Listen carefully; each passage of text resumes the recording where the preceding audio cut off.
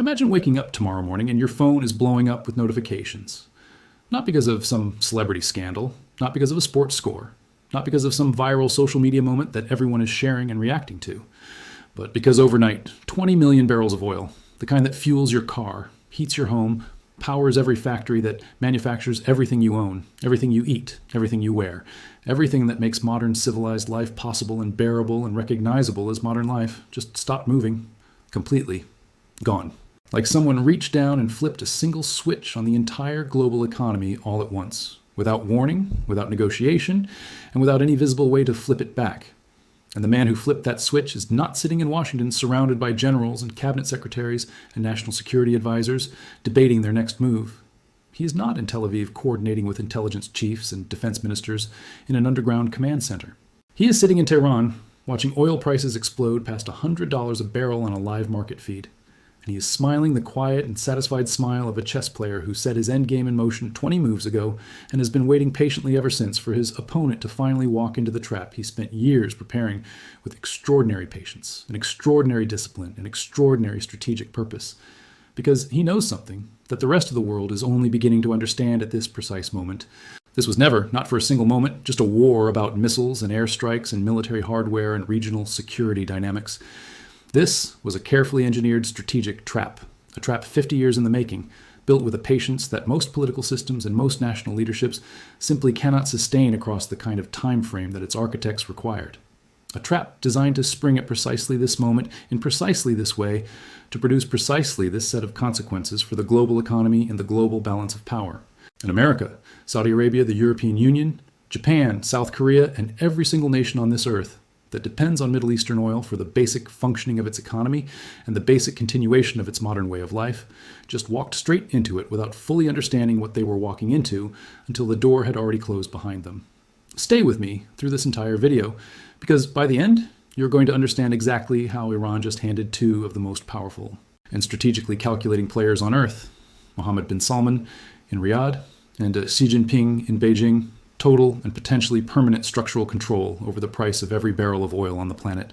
And once that control is fully established, once the frameworks and institutional arrangements that enforce and sustain it are locked in place and operating with the momentum of established precedent and accumulated fact, the petrodollar system that has kept America economically dominant and globally powerful for the past 50 years will never look the same again. But before we get to that final revelation, the one that ties every thread of this story together, I need you to understand how deep this rabbit hole actually goes, because the story you're about to hear is not the one the mainstream media is telling you tonight.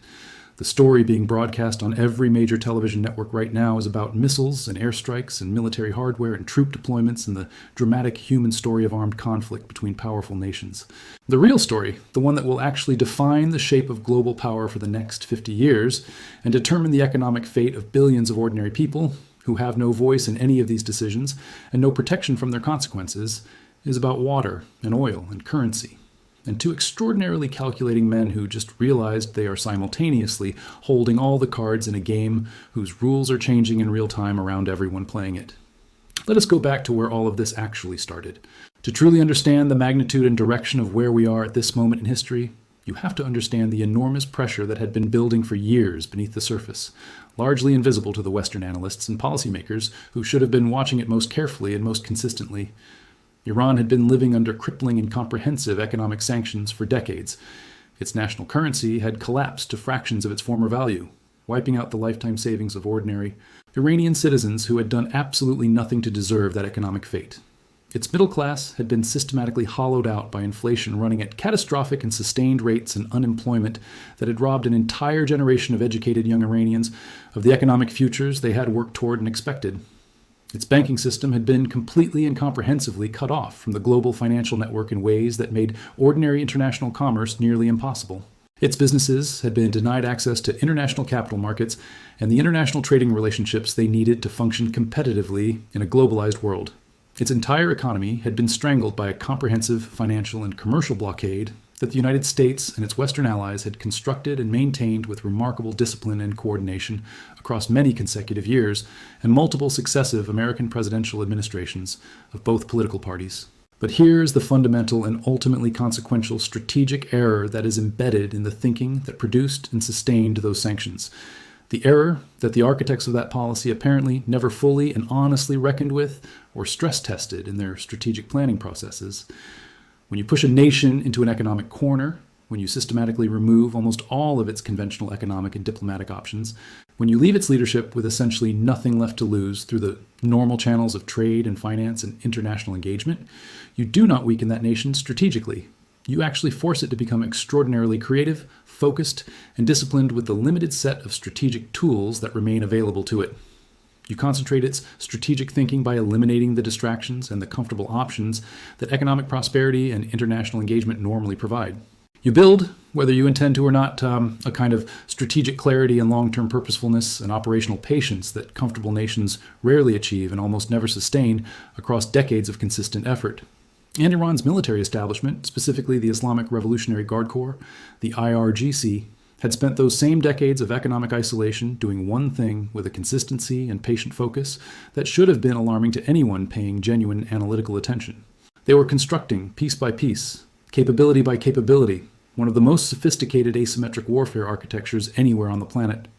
Not a conventional military force designed to engage American power on American preferred terms, where the outcome of any direct engagement is not seriously in analytical doubt. Something far more strategically dangerous and far more difficult for even the most powerful conventional military force to neutralize through airstrikes and naval operations alone.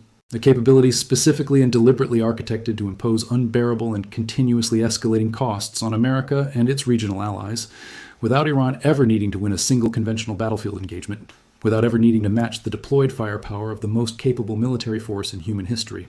Thousands of precision-guided ballistic missiles of varying ranges and warhead payloads, hundreds of thousands of drones ranging from simple one-way kamikaze platforms to sophisticated long-range precision-guided systems capable of evading modern air defense networks through sheer numbers and route variation, an entire interconnected strategic network of proxy forces and allied militant organizations extending from Hezbollah in Lebanon through Shia militias across Iraq and Syria all the way to the Houthi movement, controlling portions of Yemen and threatening Red Sea shipping.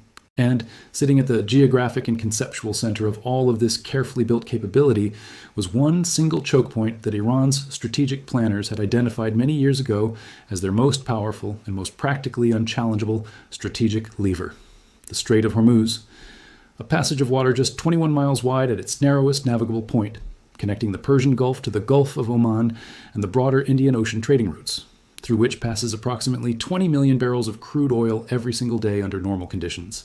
Iran's sovereign territory sits directly along the northern coastline of that strait for its entire navigable length. Its coastal defense missile batteries, its naval assets, its mine-laying capability, all positioned with the explicit exploitation of this geography in operational mind across decades of deliberate military development and patient strategic planning. The American and Israeli strikes on Iranian nuclear facilities and military infrastructure were the immediate operational trigger for what followed. The specific military details of those strikes are not the focus of this analysis. The focus is the strategic response they triggered, because Iran's response was not what the vast majority of Western defense analysts, geopolitical commentators, and government policymakers had anticipated or prepared contingency plans for. The collective analytical establishment had positioned itself to watch massive missile salvos targeting Israeli cities and proxy attacks from Hezbollah in Lebanon, from Iraqi Shia militias, from the Houthis in Yemen. Governments had contingency frameworks for those scenarios because those were the scenarios that appeared in every threat assessment written about Iranian retaliation for the previous decade and a half. What no one's public contingency planning had adequately gamed out was the speed, the geographic scale, and above all the strategic sophistication of what Tehran executed in the first 72 hours after American and Israeli strikes began landing on Iranian soil. While the world's cameras and live broadcasts were pointed at the night sky over Tel Aviv, watching Iron Dome trace brilliant arcs against incoming Iranian missiles. In a visually dramatic spectacle that captured every front page and every broadcast lead around the world, Iran was simultaneously executing an entirely different operational play, with entirely different strategic objectives, one that had almost nothing to do with Israel specifically, and everything to do with targeting the economic architecture that sustains American global power.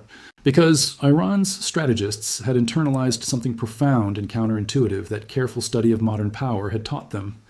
You do not defeat a hegemonic power by challenging it militarily on its preferred terms. You defeat it by targeting the economic system that funds its military capability, that maintains its global alliance network, that underwrites its ability to project power to every corner of the earth. And America's extraordinary economic capacity runs fundamentally on oil. And the world's oil runs through the Strait of Hormuz. Within hours of American strikes landing on Iranian territory, IRGC naval forces began moving with a coordination and purposefulness that strongly suggested this operational plan had been prepared, rehearsed, and continuously refined over years of prior strategic planning. Small, high-speed attack craft optimized for asymmetric confrontation took position across commercial shipping lanes. Midget submarines capable of mine-laying operations deployed to pre-planned positions in the navigable channels. Mobile, land-based anti-ship missile systems repositioned to coastal firing positions with overlapping fields of fire covering every route commercial tankers might attempt to use. And then a senior IRGC commander appeared on Iranian state television and delivered the statement that immediately changed the global energy and economic calculus. He said, "Not a single liter of oil will pass through the Strait of Hormuz until American forces withdraw completely from our region. Not a diplomatic warning, not a negotiating position, a declaration of operational intent backed by military action already visibly in progress." And within 48 hours, the world discovered that Iran meant precisely and literally every word it had said. Every major international commercial shipping company responded with emergency operational protocols within hours of each other, creating a cascading commercial shutdown that compounded the military threat into a complete and total functional blockade. Maersk, the world's largest container shipping company and a widely watched barometer of global trade health, suspended all Persian Gulf operations indefinitely. Shell rerouted tankers that had been sailing toward Gulf loading terminals.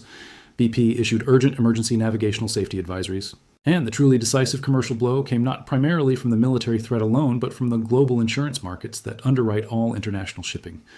Lloyd's of London, the world's most systemically important maritime insurance market, and the major international insurance syndicates that collectively underwrite the overwhelming majority of the world's commercial shipping tonnage, pulled all war risk coverage from the Strait of Hormuz and the broader Persian Gulf region entirely, and without qualification or exception. Without war risk insurance coverage in place, the decision about whether to transit a militarily threatened waterway is not a question of risk tolerance or operational bravery, or it becomes legally and commercially impossible for any publicly traded company with fiduciary duties to its shareholders and creditors to send a vessel through regardless of any other consideration. 20 million barrels of oil per day ceased moving through the strait. To make the true scale of that number viscerally comprehensible, rather than merely numerically impressive, 20 million barrels per day is more oil than the United States, China, India, Japan, and South Korea consume together in a single 24-hour period combined. The entire daily energy consumption of the 5 largest economies on Earth, simultaneously eliminated overnight by a combination of naval mines, coastal missile batteries, fast attack boats, and the withdrawal of insurance coverage from the global markets that make commercial shipping viable as a business activity. Within the first 24 hours of the Hormuz blockade becoming operationally real and commercially complete, Brent crude oil surged from approximately $80 a barrel to over $103, a $23 single-session increase of a kind that energy markets had not witnessed in years. Every dollar increase in the price of oil adds roughly $100 billion in annualized costs to the global economy as a whole. A $23 move in a single trading session therefore represented approximately $2.3 trillion in additional annualized costs, landing simultaneously on every economy on Earth without any warning or preparation time. Airlines watched their fuel cost projections become catastrophically unviable within hours, and their equity valuations across every major exchange reflected the brutal new reality within minutes of market opening. Shipping companies whose freight rate models had been built on $80 oil entered freefall on exchanges from Tokyo to London to New York simultaneously. Chemical manufacturers, fertilizer companies, pharmaceutical producers, plastics manufacturers, every single industry that uses petroleum either as a direct energy fuel or as a chemical feedstock found its entire cost structure transformed permanently overnight. Stock markets in Tokyo dropped sharply at their opening. Frankfurt and London followed when their markets opened. New York futures markets were already pricing in the worst energy supply shock since the Arab oil embargo of 1973. And this was only day one of a blockade that Iran had given every indication it intended to sustain indefinitely. But buried within all of this dramatic headline market movement was one specific operational detail that almost every major media outlet completely missed in the collective rush to cover the top-line price numbers.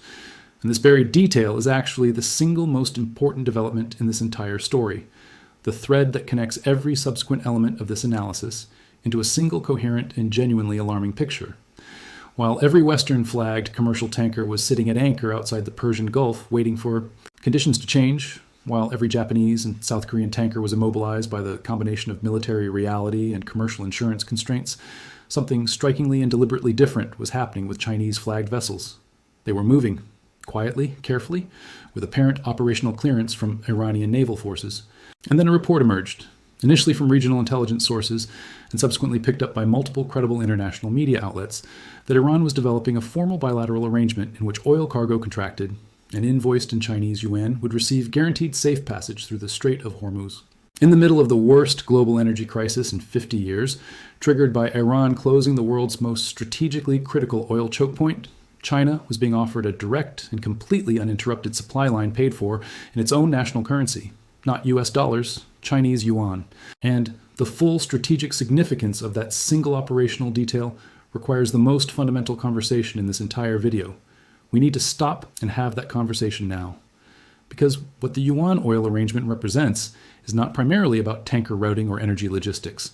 It is about the foundational architecture of global power that has been operating in its current configuration since 1974. In that year, following the Arab oil embargo that had exposed the dollar-centered global financial system to commodity politics and sent the American economy into genuine crisis, the United States and Saudi Arabia reached a foundational bilateral arrangement whose consequences would reshape global power for generations in ways that most participants at the time did not fully anticipate or understand. Saudi Arabia would price and sell all of its oil exclusively in US dollars, and would use its OPEC leadership to ensure other major producing nations followed the same policy framework. In exchange, America would guarantee Saudi security against all threats, protect the ruling family, provide sophisticated military hardware and intelligence support on a continuous basis, and back the kingdom diplomatically in any regional confrontation it faced anywhere in the world. This deal, subsequently expanded to encompass most major OPEC producers, created the petrodollar system. And its structural consequences for the distribution of global power were staggering in their depth, their reach, and their remarkable durability against every challenge mounted against them for 50 years. Because if every barrel of oil on Earth must be purchased in US dollars, then every country on Earth that needs oil, which is every country on Earth without exception, must first accumulate US dollars before it can buy the energy its economy requires to function at any level. Japan must earn dollars to run its factories and heat its homes. Germany must earn dollars to fuel its automobiles and power its manufacturing sector. India, Brazil, Indonesia, South Korea, Turkey, Egypt, every nation in the developing world, every nation in Asia, Africa, and Latin America, all of them must work, export, manufacture, and trade to accumulate US dollars simply to keep their national economies running at any level of basic functionality. This creates a permanent, structural, and artificially sustained global demand for the American currency that has absolutely nothing to do with America's actual economic performance, its fiscal discipline, or the underlying productive strength of its economy. It means the United States can run budget deficits that would be catastrophic for any other currency without triggering the crisis that would normally and immediately follow. It can print money at volumes that would produce hyperinflation in any normal monetary and financial system. It can borrow internationally at interest rates consistently lower than any other sovereign borrower on Earth, because structural global demand for dollars is guaranteed by the physical architecture of the global energy system, rather than by American economic merit or fiscal responsibility. The petrodollar system is not merely a currency arrangement. It is the invisible foundational architecture beneath 50 years of American global dominance in every domain, from military power to financial regulation to diplomatic influence. It is what makes the global network of American overseas military bases financially sustainable over decades. It is what gives Washington its extraordinary coercive leverage over the global financial system through SWIFT, the International Monetary Fund, the World Bank, and every other major dollar-denominated institution. And Iran had found a mechanism to begin cracking that foundational architecture in a way that decades of Chinese financial alternatives building and Russian parallel system development had not yet fully achieved. Because if Chinese companies purchase oil in yuan during a crisis when no other oil is freely flowing, and those yuan-denominated transactions establish practical precedent for broader yuan oil trade, then the yuan achieves something economists call petrocurrency credibility. It becomes a currency that other nations need to hold in reserve the way they currently hold dollars, not as an immediate wholesale replacement, but as the first genuine and operative crack in a wall that has held without serious structural challenge for 50 years. And cracks, as any structural engineer will tell you from direct professional experience, have a reliable tendency to propagate and spread once they genuinely begin. While this extraordinary maritime and financial drama was unfolding across global trading rooms and shipping operation centers, something equally consequential was simultaneously happening on land across the broader Gulf region. Iran's retaliation extended far beyond the Hormuz blockade alone.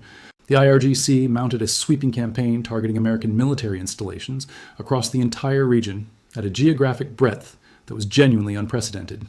Al Udeid Air Base in Qatar, the forward headquarters of U.S. Central Command, and the largest American air installation outside the continental United States, home to thousands of military personnel and advanced aircraft. Naval Support Activity Bahrain, hosting the U.S. Fifth Fleet responsible for all American naval operations across the Persian Gulf, the Red Sea, and the Gulf of Oman. Additional American military installations scattered across Saudi Arabia, Kuwait, the UAE, Iraq, and Jordan. The IRGC claimed strikes against 27 American military positions across this broad geographic spread. The Pentagon disputed the characterization and claimed extent of damage. But the specific military outcomes mattered far less than the strategic signal being simultaneously transmitted to every Gulf ruler who received the news. Your American security umbrella is not protecting you from Iranian retaliation. It is actively making you a more attractive and more legitimate target for it. Every missile launched toward an American installation on Gulf sovereign soil was delivering an unmistakable message to every Arab monarch simultaneously. The American military presence on your territory, which was supposed to deter Iranian aggression and guarantee your security, has instead given Iran a compelling reason in its own strategic logic to bring the conflict directly to your doorstep and your population centers. This put the Gulf monarchies under extraordinary simultaneous pressure from multiple incompatible directions, with no comfortable resolution available to any of them through normal diplomatic or military means. They need the American military presence to remain in power against regional threats and potential internal challengers. Without the American security guarantee, none of the Gulf kingdoms survive in their current political form for any meaningful duration. But that same presence was now directly escalating their exposure to Iranian military operations in ways that were undeniable and domestically uncomfortable for every Gulf ruler managing the perceptions of their own populations. And layered beneath the immediate security dilemma was a profound economic contradiction that only MBS, running the real numbers from Riyadh with the full analytical resources of the Saudi state apparatus at his disposal, was uniquely positioned to appreciate in its full strategic complexity. Saudi Arabia exports approximately 7 million barrels of oil per day under normal conditions. Of that total volume, roughly 5 million barrels flow through the Strait of Hormuz to Asian markets, constituting Saudi Arabia's most important customer base by volume and by strategic value. The remaining approximately 2 million barrels move through the east-west pipeline to the Red Sea terminal at Yanbu, bypassing Hormuz entirely. So Saudi Arabia does have an alternative export route, but the pipeline operates at maximum capacity of approximately 5 to 5 million barrels per day, and cannot handle the full Saudi export volume, regardless of how urgently the kingdom needs it to, and regardless of how much financial investment is thrown at the problem in the short term. Every day the strait remained closed, Saudi Arabia was leaving hundreds of millions of dollars of stranded oil revenue behind the blockade, oil it could not monetize or deliver to the customers who had contracted for it. And yet simultaneously, every barrel that could still reach market through the Red Sea alternative route commanded prices dramatically higher than before the crisis began, at $100 a barrel, trending toward $150, with $200 entering serious analytical scenarios if the closure extended for months. At $200 per barrel, the revenue on every barrel that does reach market partially compensates mathematically for the lost throughput volume. The crisis was imposing significant costs on Saudi Arabia through stranded export volume, while simultaneously generating extraordinary windfall revenue on every barrel it could still deliver. MBS was sitting with that paradox and drawing conclusions about where Saudi Arabia's genuine long-term strategic interests lay in the emerging post-crisis global power configuration that was taking shape around him with remarkable speed. China's strategic position in this crisis deserves the most careful analysis of any element in this story because it is arguably the single most consequential factor shaping the long-term trajectory of outcomes beyond the immediate conflict. China imports approximately 10 to 11 million barrels of crude oil per day, making it the world's largest oil importing nation by a significant margin. The vast majority of those imports normally transit the Strait of Hormuz. On paper, this should make China acutely vulnerable to any prolonged blockade. And in the immediate short term, the disruption was causing a genuine operational difficulty and measurable economic. The countries whose story was most absent from Western media coverage were the Asian nations outside China, whose vulnerability in this crisis was actually the most extreme and most immediately felt.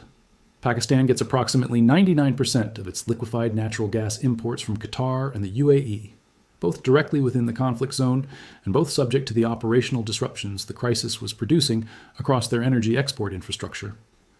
Bangladesh receives approximately 72% of its LNG from the same Gulf sources under normal trading conditions.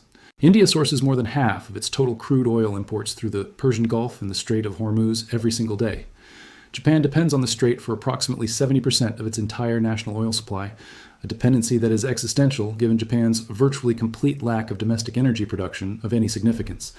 South Korea's structural dependency is comparable. For Pakistan, already navigating a severe economic crisis before this conflict erupted and added its destabilizing pressure to everything else the country was managing, a prolonged Hormuz blockade was not an abstraction or a modeling exercise. It was the prospect of hospital emergency generators running dry within weeks. It was agricultural irrigation pumps going silent during critical growing seasons that feed hundreds of millions of people with no alternative food source available to them. It was the transportation network that moves food from production areas to urban consumption centers beginning to slow and falter in ways that would be felt immediately and painfully by ordinary families with no financial buffer against rising prices or sudden shortages. For a nation of over 230 million people already under severe economic stress, these were not distant hypothetical risks. They were rapidly approaching operational realities. For India, Prime Minister Modi faced an extraordinary strategic bind. India had been carefully cultivating its relationship with both America and Russia simultaneously, buying discounted Russian oil while maintaining its strategic partnerships with Washington. But Indian refineries were heavily calibrated for Middle Eastern crude, and changing feedstocks is not something any refinery can accomplish overnight, regardless of financial motivation or political pressure. Delhi was making urgent calls to both Washington and Beijing, and for the first time in years, Beijing might have been the more genuinely useful number to dial because China had leverage in Tehran that Washington simply did not possess.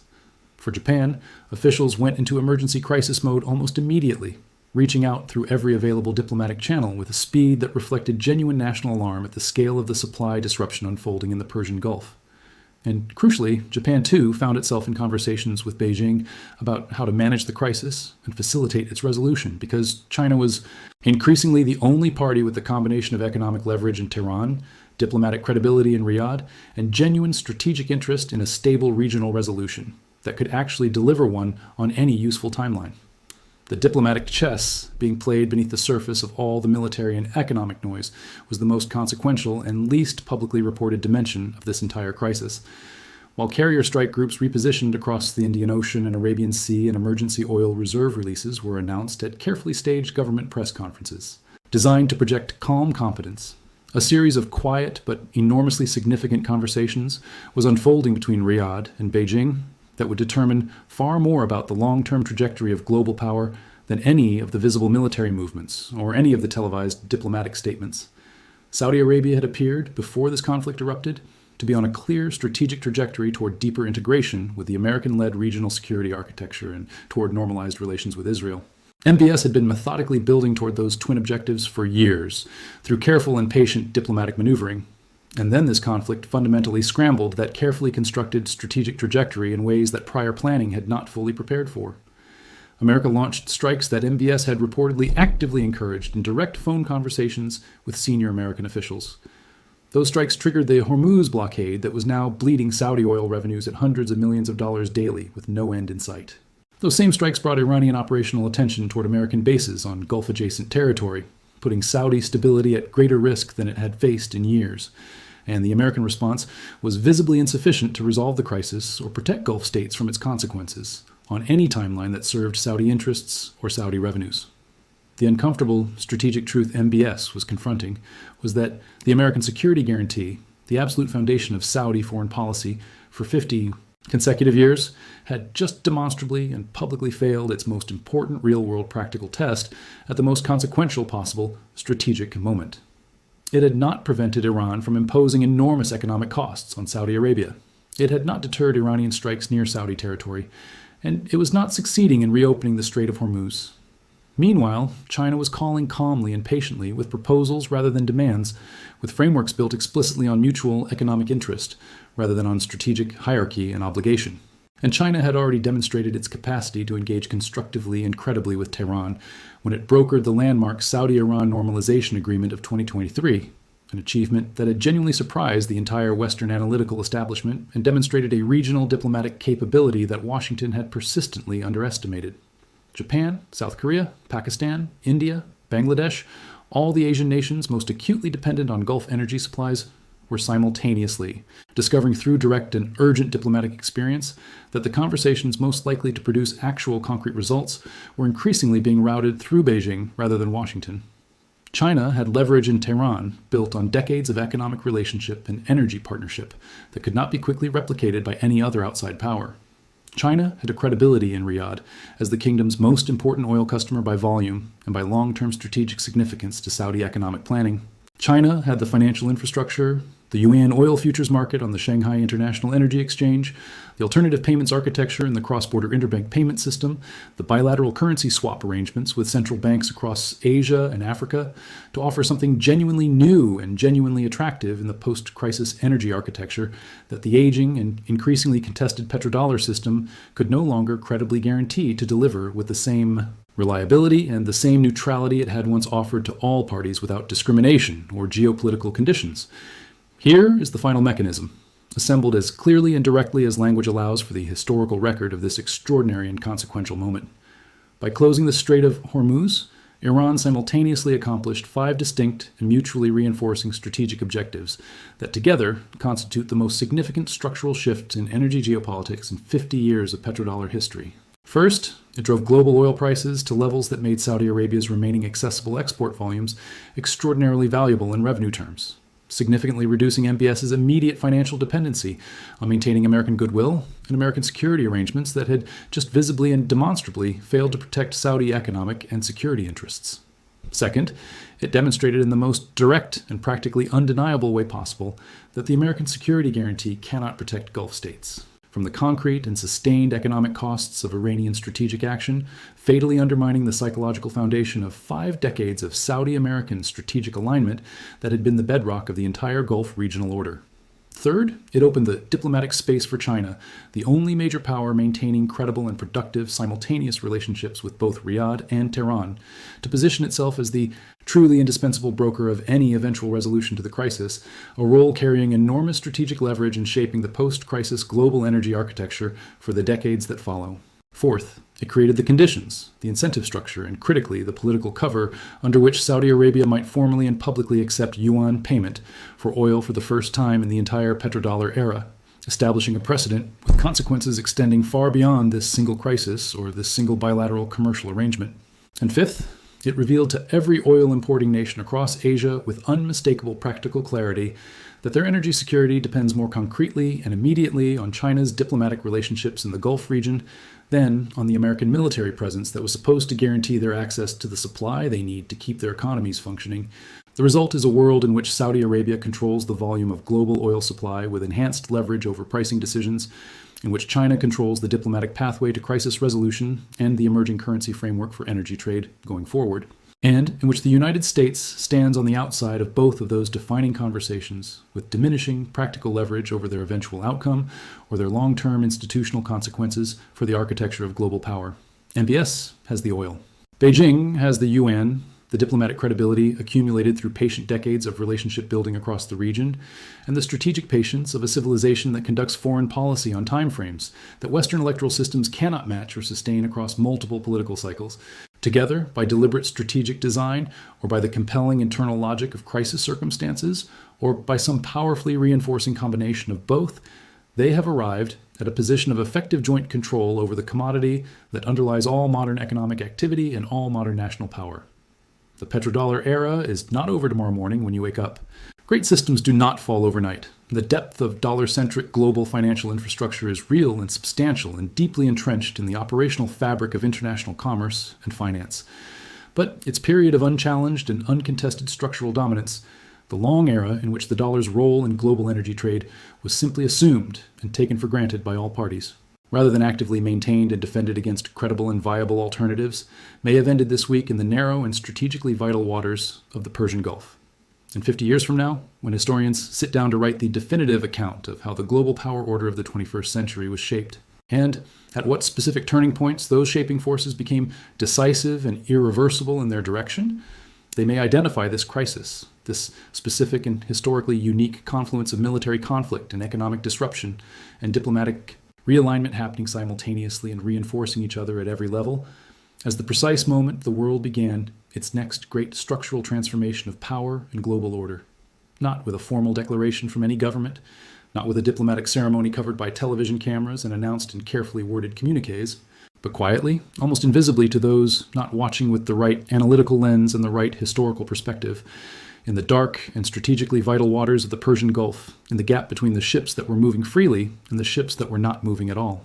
The historical parallel that kept occurring to serious analysts watching this crisis unfold was the transition from British to American dominance in the early 20th century. Britain had been the dominant global power for more than a century, backed by the pound sterling as the world's reserve currency and by the Royal Navy as the guarantor of global trade routes. The transition to American dominance did not happen in a single dramatic moment. It happened gradually, accelerated by 2 world wars, through a series of financial arrangements and institutional shifts that the British did not fully recognize as a permanent structural transition until it was already complete and irreversible. The United States did not defeat Britain in a military conflict to take over global leadership. It simply accumulated the economic capacity, the institutional relationships, and the structural advantages that made dollar dominance the natural successor to pound dominance in a world that Britain's resources could no longer sustain in the way it had before the catastrophic expenditure of 2 world wars. The question that historians will ask about this period is whether the American transition from unchallenged petrodollar dominance to something more multipolar and contested is following a similar gradual trajectory, or whether this crisis represents the kind of sudden acceleration that the 2 world wars represented in Britain's case, whether it is a speed bump or a turning point, whether the petrodollar system will reconsolidate once the immediate crisis passes, or whether the cracks that have opened are already too deep and too structurally significant to be plastered over by the passage of time and the eventual reopening of the strait. The answer to that question will not be known with certainty for years, but the structural indicators, the ones that serious financial historians and serious geopolitical analysts look at when they are trying to distinguish temporary disruptions from genuine historical turning points, are pointing in one direction. De-dollarization does not require a sudden dramatic replacement of the dollar by the yuan or any other currency. It requires the gradual, incremental accumulation of alternative arrangements, alternative institutions, alternative pricing mechanisms, and alternative currency frameworks that collectively reduce the dollar's structural necessity in the global economy over time. Each yuan-denominated oil transaction that takes place during this crisis, each bilateral currency swap arrangement that gets activated to manage the disruption, each conversation between Riyadh and Beijing about post-crisis supply frameworks, each Asian nation that discovers during this crisis that its most effective diplomatic interlocutor is in Beijing rather than Washington, adds one more brick to the alternative structure that is being built alongside the existing dollar-centric one. And the crucial insight that most mainstream commentary on this crisis is missing is that those bricks do not disappear when the crisis ends. They remain in place. They form the foundation for the next crisis, when the alternative structure will be slightly larger and slightly more capable of handling a larger share of global energy trade and global financial activity, and the crisis after that, and the one after that. The direction of travel is what matters in these long, structural, historical transitions, not the speed of any single moment. And the direction of travel, accelerated and clarified by this crisis in ways that may prove to be historically decisive, is toward a world in which the dollar's role in global energy trade and global financial architecture is one important role among several rather than the single, indispensable, and unchallengeable role it has played for 50 years. That is not a collapse. It is a transition. And transitions of this kind, in the historical record, are almost always recognized clearly only in retrospect, only after the new structure has become sufficiently established that the old one's dominance seems like a historical artifact rather than the natural order of things. We are living, right now, through one of those transitions.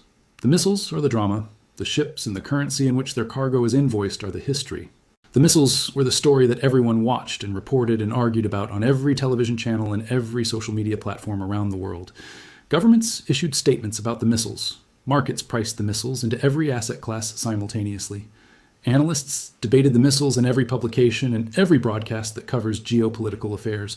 But while all of that collective attention was fixed on the aerial spectacle above Tel Aviv and the diplomatic maneuvering in Washington and Geneva and New York and at the United Nations Security Council, where the usual vetoes were cast by the usual great powers, in the usual pattern of institutional paralysis, the real history was being made quietly and without fanfare and almost without witnesses in a completely different domain entirely.